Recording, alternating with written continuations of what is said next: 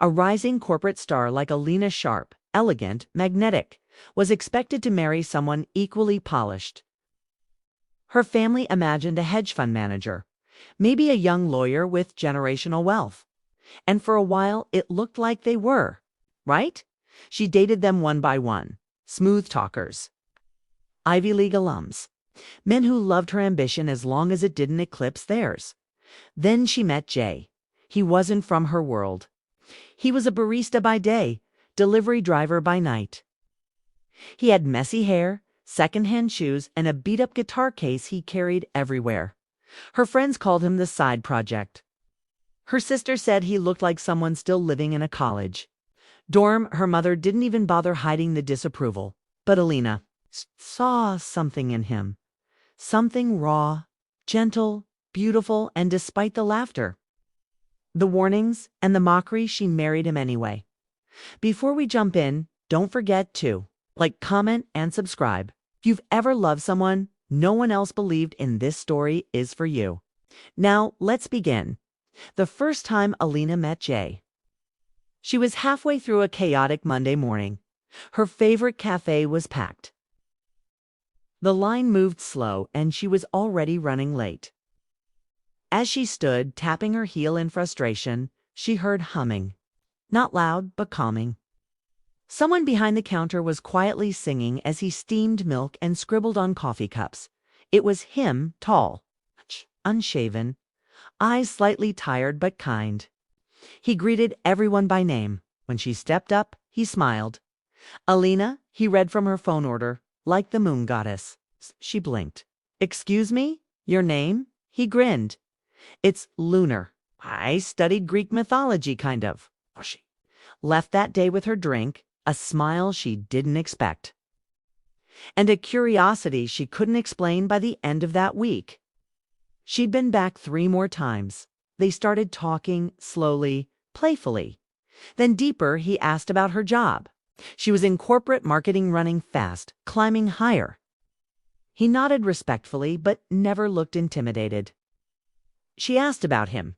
He worked 2 jobs, played gigs in dive bars when he could, and had a dream of finishing an album he started. 3 years ago, you're a musician, she asked. Trying to be, he said. I write more than I perform. One evening, he invited her to a small bar where he was playing open mic. She almost said no. She wore heels, a fitted blaze clearly overdressed. But when he stepped onto the stage and began to sing, the room went still. It was a love song. Simple, honest, and his voice raspy, trembling. Soulful, made something in her chest ache. She clapped louder than anyone when he finished. He winked at her. She fell a little more in love. Alina's friends noticed the shift. She was less focused at brunch, missed networking events, stopped responding in group chats as often. One night she brought Jay to a party thrown by a colleague. Everyone else wore suits and sleek dresses. Jay came in with a leather jacket, scuffed boots, and a shy smile. The stares were immediate when he excused himself to get drinks. One of her coworkers whispered, Alina, I thought you were kidding. Are you seriously dating him? She forced a smile. Yes, another chimed in. Look, no judgment, but isn't he like a barista? Jay returned with champagne, completely unaware. They all smiled at him. Fake, polite, deadly. Her family didn't take the news well. Her mother, who held charity luncheons and wore pearls to breakfast, was aghast. You're throwing away your potential. You could marry anyone, why settle? Her father was quieter but firm. Love isn't enough, Alina. Not when life gets hard. Even her older sister, who always claimed to support her, said over wine, You're not in college anymore. Cash in doesn't pay rent. But Alina knew what they DN's single quotes. T.J was kind when no one was watching. He left her notes in her lunch, waited outside her office just to walk her home. When she got sick, he read to her from her favorite books.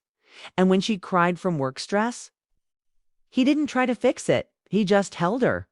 He may not have had status, but he had soul. So one morning, without telling anyone, she married him at City Hall. Just them. 2 rings. One vow. Marriage wasn't easy. DJ's gigs barely paid. The cafe cut hours. And though Alina made enough to support them, the resentment crept in from those around her. Her boss asked why she hadn't accepted the promotion to VP yet. Her colleagues joked about her charity case husband. One even said to her face, "I'd leave my man if he brought home less than me." Alina pretended to laugh, but at home, tension grew. Jay felt the weight of judgment. He started playing fewer gigs, writing less, smiling less. "I'm holding you back," he said one night. "No," she replied. "You're what keeps me grounded." But he didn't believe her. One day, Lena came home to find Jay hunched over his notebook, scribbling furiously. He looked up. "Do you remember that song I played at the bar? The one you liked?" She nodded. "Well, I recorded it. Just a demo.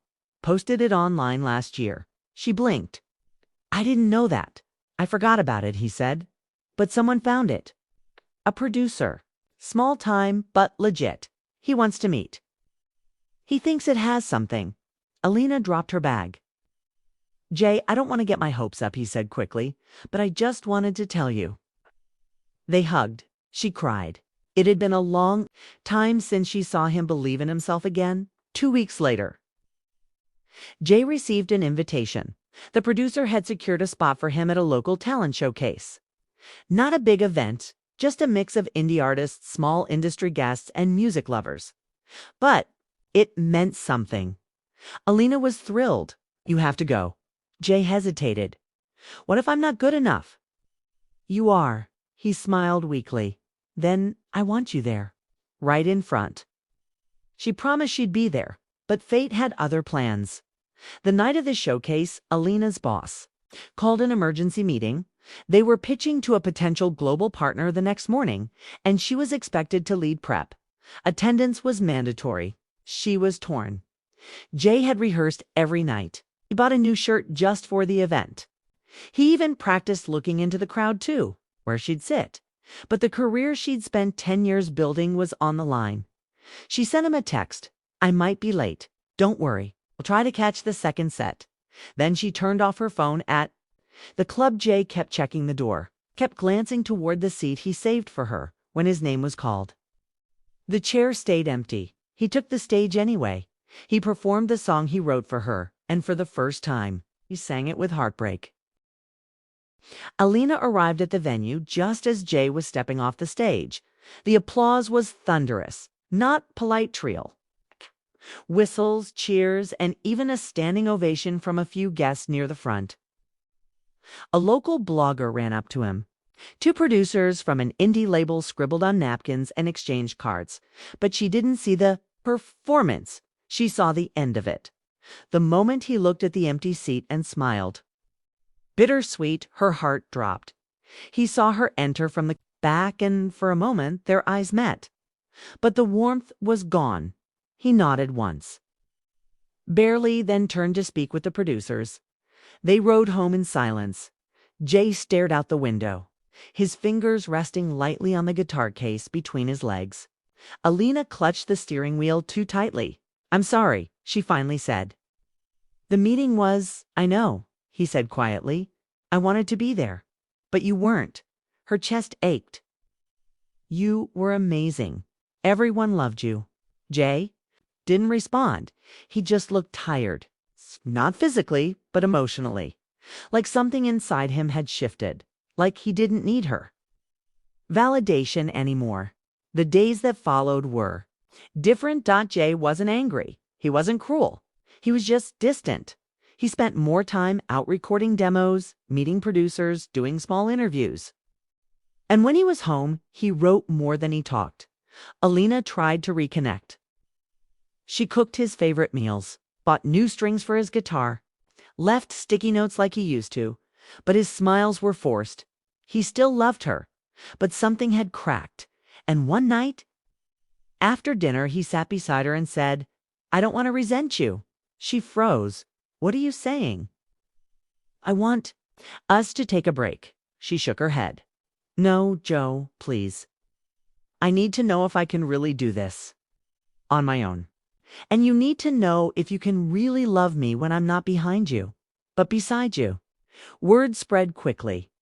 Jay's song, the one he wrote for her, was released on Spotify. It went viral on a TikTok trend 2 weeks later. Suddenly, articles started popping up. The barista with the voice that broke the internet.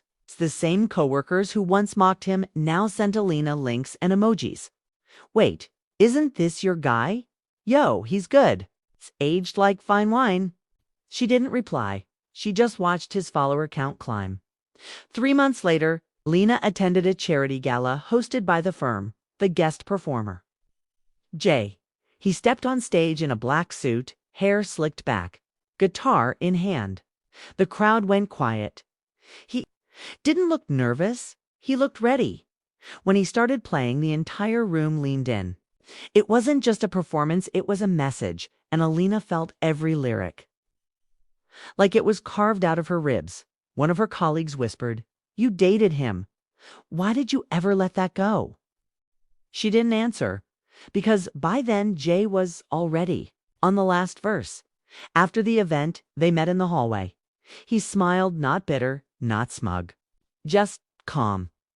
"You were incredible," she said. "Thank you." "I miss you," she admitted. He nodded slowly. "I miss who we were. Do you think we can try again?" He looked at her for a long moment. "I think we became better versions of ourselves. But sometimes better doesn't mean together." She looked down. He continued, "I'll always be grateful for you, Alina. You believed in me when no one else did." Tears filled her eyes.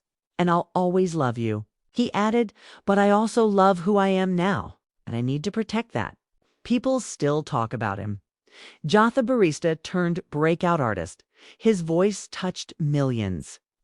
His lyrics told stories that made people feel seen. But behind every interview, every stage, every song, there was a shadow of a woman he once sang for. Alina still goes to his shows. She never sits front row.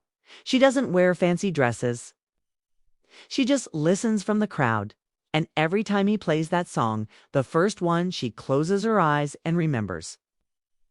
The boy with the guitar and nothing else. They all mocked her husband until he took the stage. And now they'll know his name.